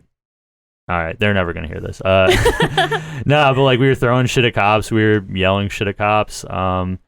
And it's just crazy because that's where it played out too. Like I was saying, like with the thing, I used to think it was cool that I got into a fight with a cop, and like I was like, oh yeah, I got away with it. And then after all this stuff, I'm like, man, like that just shows how ignorant I was. The fact that I thought that was cool, like the fact that I thought that was something, and then like learn because even it's just weird. Like I grew up, most of my friends were black growing up, and I still never like thought about it like that. I just thought like, oh, these are my friends. And I didn't bother fully. There it is. That's a huge aspect of your development and growth, though. But I mean, it was a very sudden thing because even when I was in jail, I was like, yeah, I know black people go through harder shit than I do, but you don't understand it. And I mean, now I still don't fully understand. But seeing that, just like kind of like it was weird. And then it was just kind of like a smack in the face with a bunch of things, and that's why I've been trying to do more stuff because it's like, man, I wasted a lot of time on other things. I quit drinking before this started, and then now not drinking while doing this, I'm like, man, I have a lot more time to do things without being hungover and feeling like shit all the time. So that, I don't know, this has been like a fucking weird 3 weeks. It's been a very, very packed 3 weeks. Do you feel transformed? I mean, I guess. I don't know. I have a very weird way with how I talk with stuff. I know it's not, but I mean, I kind of have a short-term memory with stuff, so like I don't really fully, I don't know, just everything was so crazy. It's hard to like think about what it was before seeing all that because it was insane. Like seeing cop cars get lit on fire, seeing police attack people. I had a couple altercations. That was just insane. It was like seeing all that stuff. Altercations with the police? Well, when you're pulled up front and you have to pull yourself back, like the crowd will pull you back so you don't get arrested. But I mean, you do have to like protect yourself, and my hand was a little cut up. I got a couple good licks in, which felt nice, but at the same time, like again, coming out of that, I'm like, man, that's just dumb to think that way. Like the idea of like, oh, it felt so good to like fight a cop. It's like, yeah, but I'm also white, so it's kind of like it's not really a brag. That's kind of like, hey, that's like throwing it in somebody's face. And I was like, man, I feel like a piece of shit now for ever thinking like fighting a cop was cool. I was like, that was not okay. And I still catch myself doing it. Like within the past 3 weeks, sometimes I'll think about it, I'm like, yeah, it felt good, but then I'm like, oh, that's fucked up. So what do you think a constructive way to deal with that anger is? Because I feel that anger too, and like I would love to kill a cop. I would love to. I mean, I used to box. I don't do that anymore. I used to box for stress. I like writing. For anger? I mean, it's just a release. I don't necessarily look at it like not everything needs to be put out in a violent way. Not everything needs to be like that. So I just kind of take like whatever negative feelings I have and I try to put it out in other ways. Like boxing, yeah, there's more of a physical aspect to it. But writing feels good. Writing, that's just nice. Being around friends. Like I'm glad that like I have friends here that are in Chicago that I am lucky to have them around. Otherwise, I probably would be more bummed out with not being around my family or anything. I'm glad that I've always had like a supportive friend group. Yeah, that helps, just having little things like that. But it's crazy. Like I did not realize how stupid I was before, and I still don't fully realize it. Like that's just it's just so nuts. That's why I don't know. I'm very judgmental with a lot of people now. Whenever I see people, I'm very critical of people when I see them virtue signal. I am very not okay with that. That's very frustrating. Yeah. Just it's like, dude, you're a jackass too. Like it's we're hard both to tell stupid. the difference, though, don't you think? Or can you always tell? I can never tell when someone's being really genuine in their heart. I'm not gonna be ignorant and say I can always tell, but like you can at least have. I feel like it's easy to spot when somebody doesn't fully know, have some kind of experience. Like again, I only have had my brief experiences. I'm not going to compare it to anybody. Like I'm not going to compare it. Like I'm not black. I've never been black. I've never had any experience like that. Like never. So I would never try. You've never been black? Yeah, I tried it one time. Yeah, it was a phase. No, like I just like I'm not dumb enough to think I could do that, or I could like comprehend that. And whenever I see somebody doing like the whole virtue signaling thing, it's hard to differentiate. And other people are more forgiving than I am. They try to give people the benefit of the doubt, but I don't know. It rubs me the wrong way. I don't like that.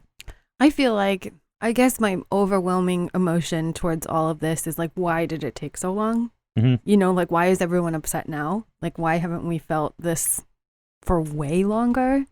And then I get frustrated with everyone, even myself, you know? Well, we get thrown a bone from time to time, and we've convinced ourselves that that's enough because American society is just so brainwashed.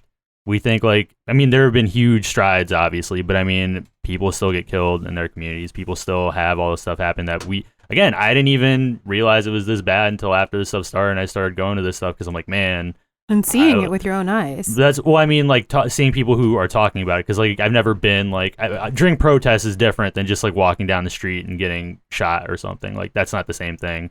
And it's just crazy to like hear stories like more upfront after seeing the shit that I saw that Saturday. It's like, man, I was fucking dumb before. Like it's just weird to think about that. It's like I'm still dumb, but I'm like, it's just crazy because like I'll go to protests and like people start chanting names that like I'm still so ignorant with like some of the names I don't recognize because I'm not like obviously. And there's so many. Yeah, like so it's obviously that too, but like I'm still not like read up as much as other people. That's why I don't like I'm not good at having conversations with people who are more extreme on the other side because I can't do that. I'm like more people who are better spoken than I am, who are more educated than I am.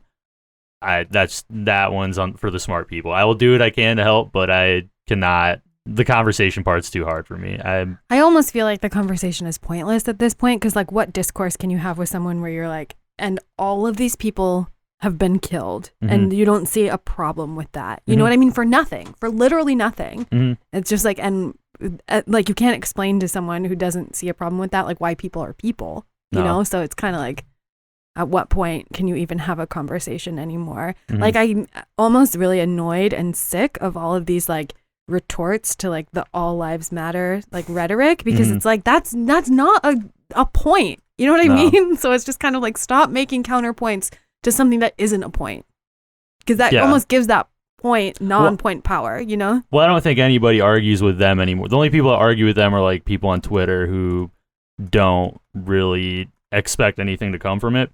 I see those memes constantly though, and I still see comedians sometimes or comedian adjacent people online like posting retorts to it, and I'm like, just kill them. Kill the police. What are we talking about? I mean, it'll get to that point. Honestly, the way it's going, there's going to be some World War III shit with like the UN talking about the fact that the UN is talking about it in other war countries. Crimes? Well, they're talking about police brutality here. They're talking about that. They had, I don't remember when that was, they have like a thing that they were just talking about it. And then the rest of the world's protesting too. It's like, this is like, the rest of the world teamed up on Germany. Like the fact that the rest of the world's like, all right, you guys are gotta fucking stop up. killing like, people. Yeah, like the fact that it's coming to that just shows how brainwashed we are to think that it's us versus them when in reality it's us versus these fucking assholes in charge. Yeah. Like that's, I don't know. It's gonna have to come to that right now. There's not enough like unity and understanding between everybody who's gonna have to fight back. Like the white people who are gonna have to educate themselves more need to educate themselves more. And it's just there's a lot that needs to be done before everybody can be on the same page. But hopefully that happens sooner rather than later. But it's a long term thing. It's gonna be a fight. Do you feel like we will end capitalism in conjunction with this, or do you feel like those issues are not exactly going to be related when it comes to like a World War III race war? Well, it's tied together. I mean, all that stuff's tied together, but like, I mean, racism's never going to end. There's always going to be dumb people. There's like, you're never going to. Should we kill them? I mean, I wouldn't say no. I mean, I'm not going to say no, you shouldn't kill racists, but at the same time, I can't fully go in on that. I just want to go on the record and say People of Comedy Network does not advocate the death of anybody, and that everything on this podcast is said in jest. Thank you very much. He's saying that. I'm not kidding, but I'm just okay. He's sharpening he's sharpening his machete right now, so he's just saying that for face. For legal reasons, he does not advocate murdering anybody. I guess. I mean, but then like, I've been reading about those 3 trans deaths that happened like this last week in 1 week. And they've all been labeled suicides and they were literally hanging from trees. Oh no, people who are like at the forefront with that. We should kill them all. Yeah, kill them all. That's what police, again, I had a conversation before that Saturday with a friend of mine, and I didn't know if I was sounding like too intense. I was like, honestly, whenever I hear about a cop dying on the news, I don't care. Like, I don't care about their family. Like, I don't care about anything like that. That job pays too much. That job, like, I don't feel bad for them at all. So, I don't know. I'm very, I don't know. I've just seen too much shit in like the justice system. A friend of mine recently passed away. And that I'm sorry. really, I mean, it happens. It sucks, but Are I you mean, trained to feel the same way about death that you feel about birthdays from Jehovah's Witness? no. Well, no, because birthdays are looked at as like a pagan thing, whereas like Interesting. And death? death is just looked at like you die, but I mean they have like a whole thing where like the world ends and then You don't even come get back. to go to heaven, right? Only it's like a whole complicated like certain people go to heaven, everybody else is like born and like they rebuild the earth, and it's like a whole Isn't that fucking weird thing. though that God plays favorites? It's Not I mean, based on your like actions and reactions? yeah, whether or not you eat a certain kind of food or whatever. That's why I think religion's stupid, and the idea that we will ever be able to fathom anything like that in the slightest way is dumb. That's why I barely like saying I'm spiritual, because there's just no way to put that into words properly, because we're so small-minded. That's a very spiritual thing to say though. I mean, all right. I think it's just common sense, but Funny how those two things align. sometimes. No, but where was I going with that? Lost track of where I was at. Death, your friend. Oh died. yeah, my friend passed away. And it was weird because this is the most like emotional I've felt over somebody passing away in a long time. The last time I ever felt like really emotional, the guy who's like not my real dad, but in the church that I was in, he was the person I looked up to most as like a father figure. He passed away while I was already kicked out, so I found out afterwards. Yeah, I kind of broke down for I'm that sorry. one. I was able to go to the funeral, which was nice, but I mean, it's weird seeing all these people and you can't like hug them and like You can't know, hug them? no, like you. I mean, That's like crazy. there's like it's not like a thing like they at a funeral. You can't hug someone at a funeral. they're not gonna be. You shouldn't. They don't mind if you do, but like you kind Who's of like keeping score. I don't. They are. I don't know. What? It's. I don't He know. got Like 3 it's. hugs at that funeral, and it- he is shunned. I don't. I mean, it's like a whole. I don't know. Psycho. That's their business. Sus a psycho. Yeah. That was the last time I was emotional with this guy. He was. We were jailed together. We were on the same block, and he had a lot of very similar experiences to me. He's black, so it's not the same, but I mean similar upbringings and everything. And it was just weird because I don't know, he helped me a lot with a lot of stuff. He put a lot of things in perspective for me. And he was serving a longer sentence. He had 3 years he was going to prison for. And I had gotten a chance to talk to his family, like, because he wasn't able to get a hold of them before he was leaving. So he like gave me a message for them and everything. He gave me the number, and I got to help him with that, which felt good to know that I could help somebody with that. I was glad that he knew he was gonna have that relayed. But found out a few days ago he passed away, and it was really weird. It was like I haven't felt super tripped up about anybody dying in a long time, and it was just a weird thing. So it sucks. It's definitely put a lot more of this stuff. It's brought it out a little bit more too, just because it was already crazy to see after what initially happened, but now it's like just kind of like it just keeps driving it home again. It's just weird. See, a lot of the things that have been pushing it for me at first was I don't like police. I've had bad experiences with police since I was a young kid, and it's been intense. I actually almost cried during one of the marches. We went to the juvenile center, the one that's by whatever hospital it is, and you could see the kids in the windows, and then people started chanting "Free those kids," and I had to bite my tongue because I was with a couple comics. I was like, I can't cry in front of anybody, so I was like, that was a really emotional moment. And then now finding out about my friend, it's just a very weird. It's just been an extreme 3 weeks. So yeah, I mean, but you're amazing.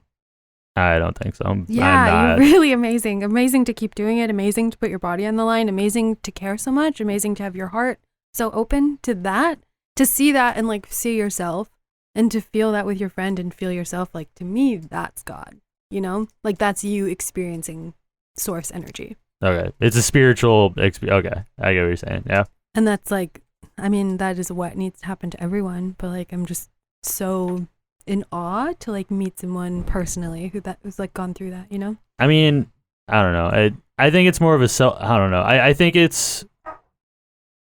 I don't know. I have like a weird thing. The fact that it took this to happen, I feel really selfish. I feel like the fact that this is, and I feel that a lot. I think people don't realize how selfish we are. The fact that it took this to happen, the fact that it took this long, like, we don't realize that, even though that's just how it is, and that's just a universal fact. Everybody's known that. We were just so blind to it, and it's crazy. And like even this, I feel weird saying this because I'm like not trying to sound like I'm not the brightest person. I'm not like, I don't know. I just have a weird thing with it. I'm not like any kind of like, I don't know. I'm not a good example for anything. I don't like any of that stuff. I'm just doing what on that. I'm just doing what everybody else, like what we're supposed to do. The fact that I don't know. That sounded bad. Feeling I didn't like mean that is amazing though. I didn't mean that sounded very like self-serving, whatever. I don't mean it like that. I genuinely feel weird talking about that. Not talking about, like, I'm comfortable talking about it, but I just feel weird like putting it on. Like I said, did I say it earlier already? Like I put the live videos at the protest, but I almost made a fake Facebook, or like a side Facebook account without my name on it to do it, because I just don't. It feels weird. Like I don't know. It shouldn't though. I feel like everyone has a different role in the movement and the revolution, and like just finding your place and like having it happen in such like a natural and organic way. It's just that, don't be so hard on yourself. I don't know. I don't even look at it as being hard. That's what I'm saying. I have a really weird personality. I don't even look at it as being hard on myself. Like I don't feel negative about it afterwards. Yeah, but you're not selfish though for realizing it now. People now still aren't realizing it, which is like, that's crazy. But like, you're not selfish for realizing it now. You're not selfish for it taking this long to figure it out. It's like, you're amazing. I mean, no, for figuring it out. I don't know. I think that's like an ignorance thing on our part. I don't really look. I mean, that's just how. I don't know. I'm not a glass half full kind of guy. So no, but we're all doing our best. Do you think? I think some of us are. I don't know. Like I've been really. We're all doing our best with what we've been given.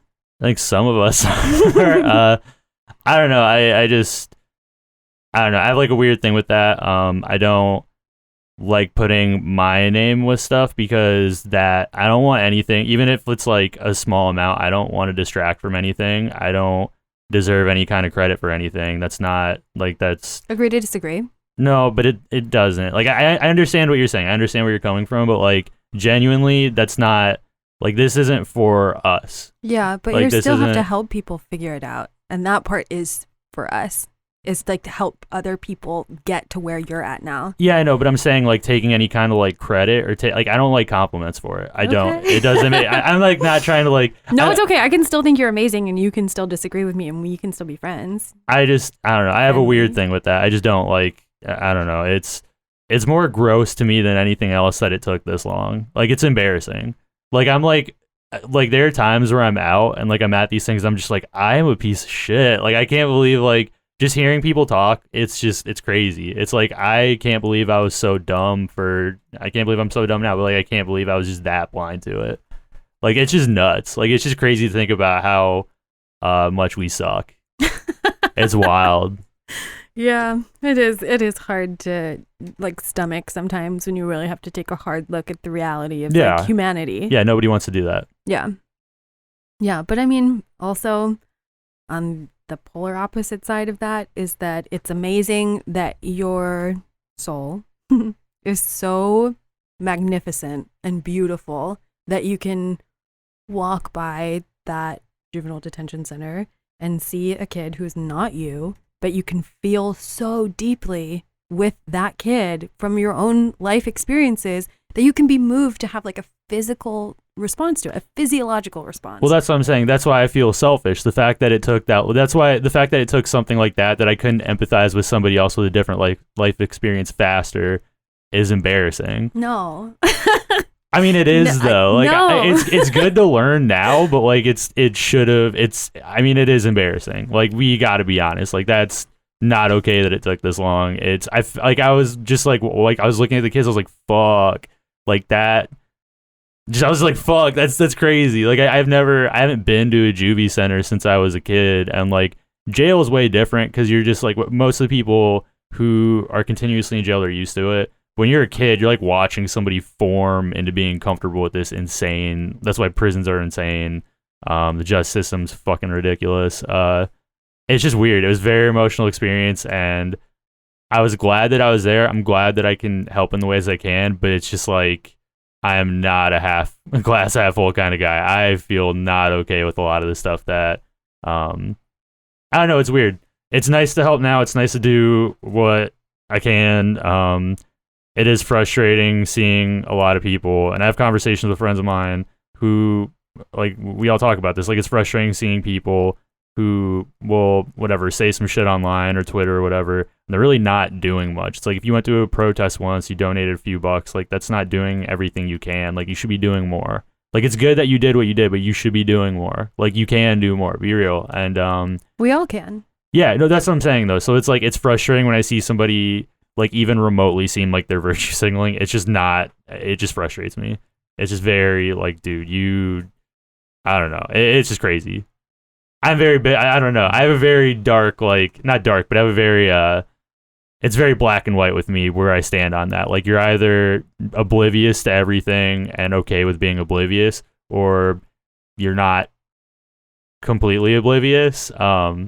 I mean, with white people, it's like a very black and white thing. You're either, like, not completely oblivious and, man, I can't even talk, oblivious, and you're at least, like, trying, but you're still don't know what the fuck you're doing.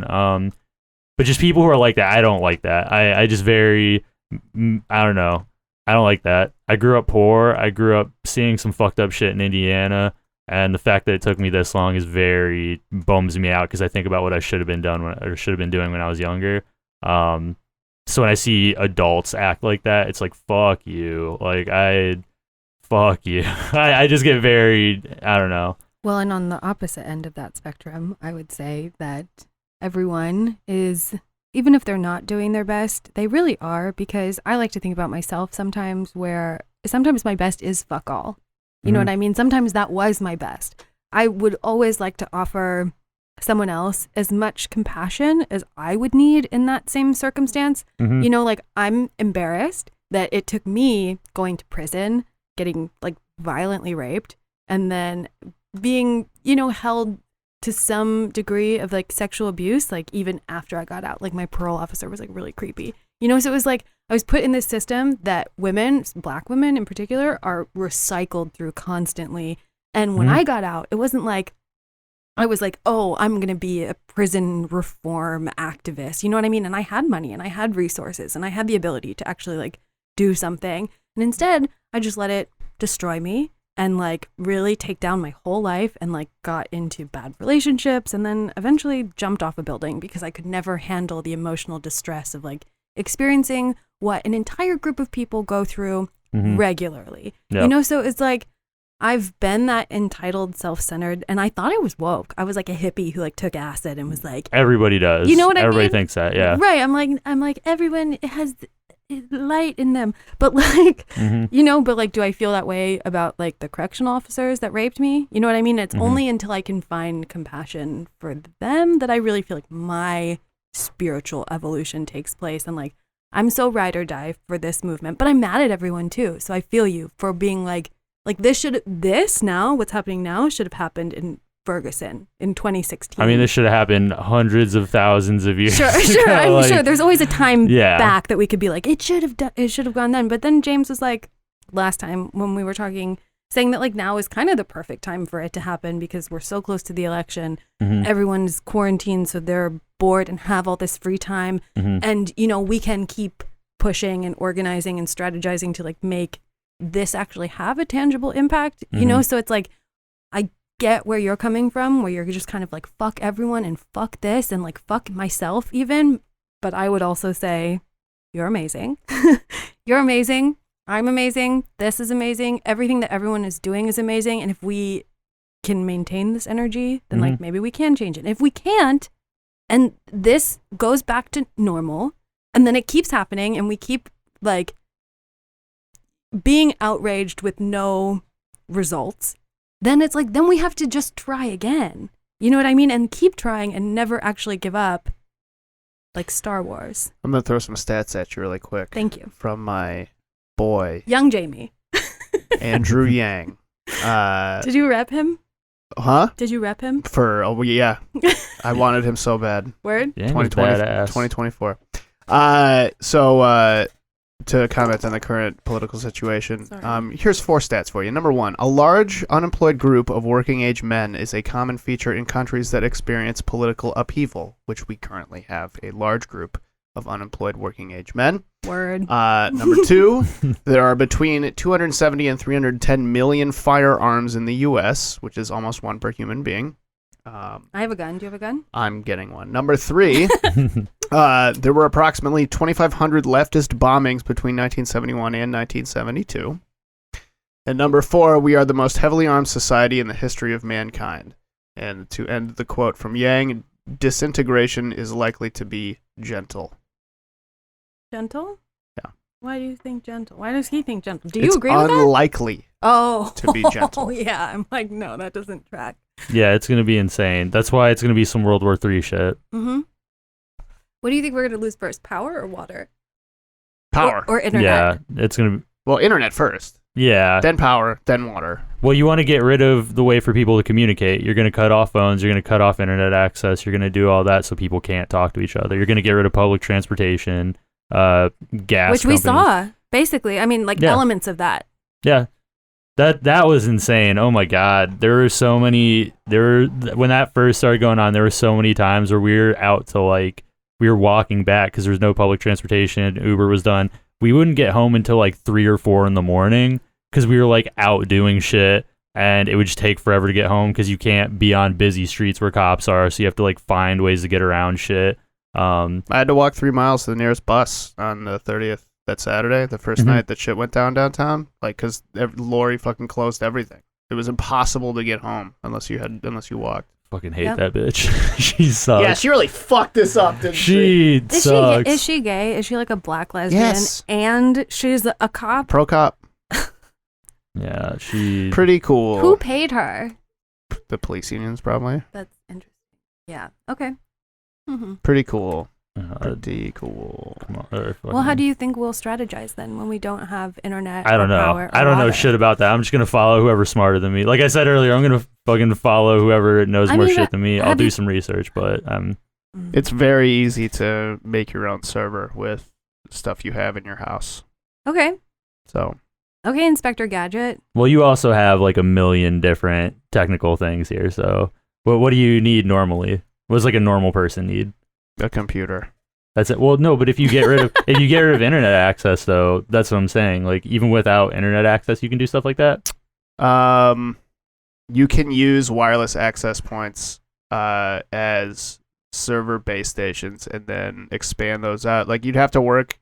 You could get a functional neighborhood internet working if you talked to your neighbors and allowed them to use their routers to extend your Wi-Fi range to make an access point to your specific computer. What if they shut it all down though? If they shut the power off, you're fucked. Yeah. You have to have a generator. But if they just turn the internet off, you can just make wireless access points from one location and then make everyone else's routers and computers and stuff Wi-Fi extenders so that the neighborhood can access your computer if for whatever reason. Okay, What? let's say they shut off the power. Then That's what do you do? because that's what I thought you were talking. I Get meant a generator. And then How do you? But you can't get where. I mean, when you don't have power, when you don't have ways to do anything, they're gonna cut off your way to spend money. Where you just gonna you're gonna have to scrounge for shit. You're gonna have to go look for things and This is turning into a whole new thing. Well, and not have food. What are we gonna do without food? Well, first of all, you start growing food in your house. Mm-hmm. Get pets in case you have to eat them when the world goes to shit. Okay. I'll fucking eat my dogs. I don't give a fuck. Yeah, You that's, would- I'll eat your ass. You would not. I'll eat my neighbors. it's an animal. wouldn't. It's an animal. I love dogs, but I would eat a dog in a If heartbeat it were if I had if it to. were Yeah, me absolutely. dying and my dog living to eat me after I died, sorry Jerry, you're getting fucking roasted, bro. That's how it works. Whoever paid the bills gets to eat. Kids would be the first to go if I had a family. I don't. It's not like they're gonna survive if I'm dead anyway. So That's fucked up. A comedian told me recently he has 2 kids, and I was asking him the same series of questions, and he goes, he would kill his kids and his wife, and then he would go. And I was like, you would kill all? He's like, yeah, because I can't put my wife through the fact that I'd have to kill my kids. And yeah, I'm have you just ever seen The Mist? Yeah. Yeah. God damn, that's like the 5th time someone's talked about The Mist in the last 2 weeks. Are Man, we this- there already? Fuck. If It that's feels like that. if it keeps coming up, this podcast is fucked up. God, bro. This is a dark podcast. I think it was a different podcast. Like, Oh, this is, shit. yeah, but That's where we're at, though, man. But It's like, you extreme know, times. who first of all, you have to say who is they. Okay, it's the people with guns, and The government. for whoever, whatever government official is listening, this is all mental masturbation. Shut up. Do you think there's a government official listening? Oh yeah, Yeah, you've been arrested. Oh, right. Yeah, for fuck's sake. yeah. Both of Right. us are felons. Yeah. But they will shut stuff off. But like the great Andrew Yang said, there's one gun for every man, woman, and child in this country, and if everyone arms up, there's cops. People, the authority with guns makes up less than 2% of the population. So we'd be able to restart everything. Mhm. Right. So Ourselves. the 99% does outweigh the 1%, huh? Yeah, well, isn't that interesting? Well, also too, the thing is, the military doesn't have to abide by what. Because I mean, you can shoot if you're like instructed to kill just some civilian for whatever the fuck reason. Like they can say no. They're not obligated to act. I mean, I'm not saying they would. But Disobeying a direct order is a arrestable offense. if it's a thing that goes, if it's a genuine law like that, you can get out of that. Really? I was Yeah. having a conversation. Yeah, that's a thing you can choose to not do. Like if it's something that is within the requirements, that's one thing. But like if you're told to just kill a civilian because he's out late or because he's doing whatever, you can't do that. You can't just kill somebody because of that. What if They're not were- cops. Like I mean, they're not. Yeah. look, and I'm gonna say something that kind of goes against what we all have been hearing and thinking and believing and stuff for the last couple weeks. God, and it sucks to say it out loud, but not every cop on earth is an evil piece of shit. And there are rank and file police officers who go against orders like that because they know that it's against their humanity and they want to do. But I mean, people disobey the military all the time because they don't believe in what they are being ordered to do. People disobey authority because authority goes beyond the scope of their humanity all the time. That's what war is, and people don't want to do things that would push them past that limit. And I have to believe for now that there are I do not trust the police. I don't. And I don't think I ever will again, at least in the current form that they exist in. You trusted them? Huh? You did trust them? Yeah, I'm a white guy. Okay. Of course I trusted them. Okay. Yeah. very- No, that's you got to think about these things. Come Yeah, on. sorry. But like You're playing catch up right now. That's yeah, just- yeah. yeah, get woke like us. But Yeah. but I I have cops in my extended family. I have a lot of us do. And I'm not even speaking on their behalf. I don't know how they are really because I don't know them as people. But like they were born, they grew up, and they became something. And I believe that everyone on Earth is capable of positive change, no matter what. That's what that's what prison is supposed to do. It doesn't fucking do that for the most part because it's a terrible system that serves capitalism and not reformation of a human being. But I have to believe that there is good in all people because there's no point in any of this if I don't. Are they still cashing that check? Of course. You have to feed your family, you have to eat. But they're still. But that's. I've the worked for people that I don't agree with at all because Mhm. I had to survive. I had Yeah. to fucking eat. I had to do that's what got me here. You have to compromise your morals sometimes. All the time. all Every the- time you buy something corporate, This drink a fucking- bottle of water. A child made this phone with stolen what is it? The element that they're mining The in mineral Africa. in Congo that they fucking do crazy psycho rape to get to. We are not able to do this fucking pod. Do you have any idea the bodies it took to make this room a thing? To make everything you use every day a thing? We compromise our morals all the time because we don't see those things. Mhm. And there is no difference between us and a cop because we're all doing exactly the same shit, but we just can't see it. Okay, there is a little difference between us and a cop. Dead children daily, so you can call your friends at brunch. Yeah. That's in a different country. It doesn't count.